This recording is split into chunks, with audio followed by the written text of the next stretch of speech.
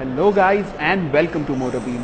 We are here to take a first look at the Tata Motors e-Vision, which is right behind me. This is the latest car that Tata showcased at the Geneva Motor Show. So let's take a quick look at the car. Alright, so let's start with the exteriors of the car. And let me just say that it looks stunning in its current form. Starting from the front, you've got these really slim and smart looking headlamps, which of course are LED, and the grille starts right from the tip of the headlamp and goes all the way to the other side.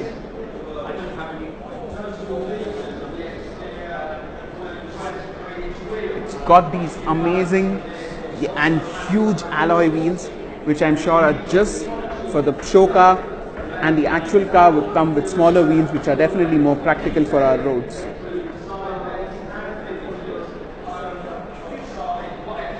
Moving on to the sides, gets these rather smart, however a bit unfunctional outside rear view mirrors, and the grab handles draw inspiration from JLR vehicles like the Velar and others. Of course, Tata wants to show that they want to get into the electric vehicle space with this one, and hence this is called the e-Vision, and it proudly gets the EV badge here.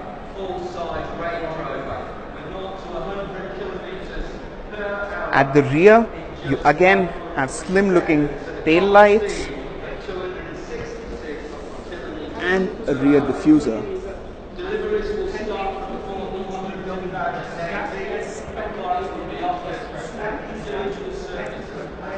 I will just try to show you different angles of the car.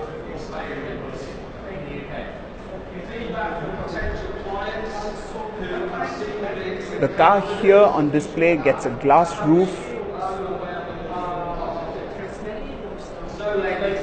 You can see it from here. It's a full glass panoramic roof,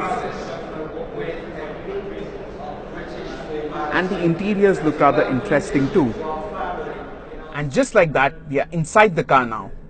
The interiors are unlike any Tata ever seen before and draw huge inspiration from JLR products and even Volvo because of their minimalist nature. Looking at the steering wheel, it is well contoured and is a flat bottom unit with wood and piano black inserts. The instrument cluster is a full digital unit, which you can partially see from here. The central air vent is rather slim on this concept car, and it just gets a few buttons for the hazard lights, the glove box, the media and the drive modes. Now, one very unique feature which draws inspiration from Ferrari is the passenger display, through which passengers and even the rear passengers can see quite a lot. Again, moving on to the door cards, they look rather premium as well, and they also get really nice speaker grills, wooden insert and piano black inserts. The headrests here also look unlike any other C-segment sedan, whereas this panoramic glass roof liberates a lot of light in the cabin. So checking out the rear seat space, there's quite a lot of legroom here. My feet are very comfortable.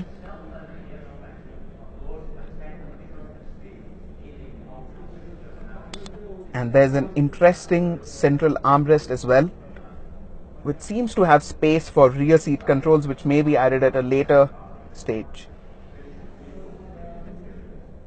Again, a look at the rear door panels, and an interesting bit of detail here in the seat belt clip.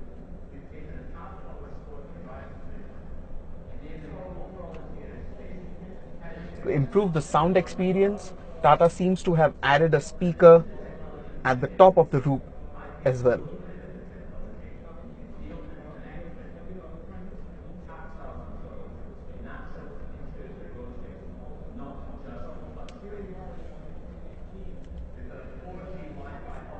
Gets a frameless rear view mirror. Let's move on to the front seats. Alright, having seen the interiors from the rear seat, let's now jump onto the front seat and take a detailed look at the interiors, because there are a lot of interesting elements in here. Right off the bat, there are electrically adjustable seats, and there's a lot more to the seats. They are ventilated as well, as you can see. Now let's jump in and take a detailed look.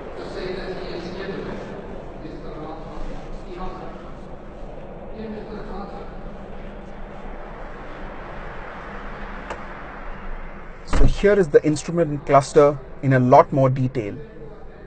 The graphics look rather nice and funky. Has paddle shifters, cruise control buttons around here, and the volume buttons around here. The center console is what is really interesting. So what Tata has done is that they have moved all the controls that you normally don't use way too often onto this nice screen, just like Volvo. So the seats get massage function, the aircon controls are in the screen, and all the media controls are of course on the screen as well.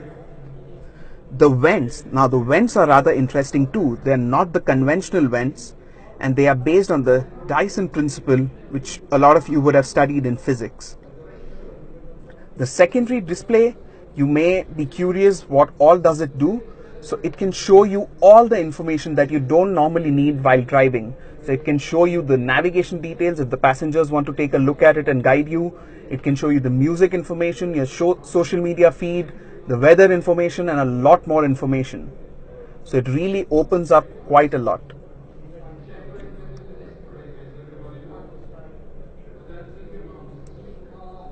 The wood here looks really rather premium. Now the sound system, I've been told, is a really high-end system that has been developed by Tata with the help of some experts. It is not branded like the other cars like JBL or Harman Kardon, but they want us to believe that it will sound really good. Now since all the controls have moved on to the screen, and currently the car doesn't have a gear lever, there's a lot of space in between the front seats. And both the front seats also get a rather comfortable armrest.